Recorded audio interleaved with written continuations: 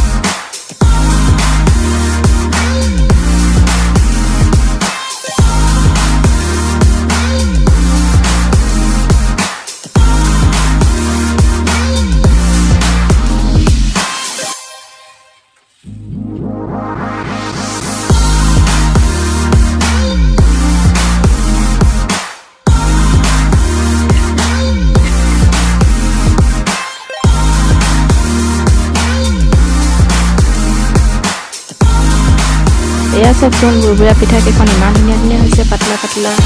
ইয়াক মাংস চব্জিৰ লগতো খাবলৈ বৰ ভাল লাগিব, আপোনালোকে খাই চাবচোন। আৰু মই বনোৱাৰ দৰে আপোনালোকে বনাই খাই চাবচোন, কিমান ভাল লাগিব।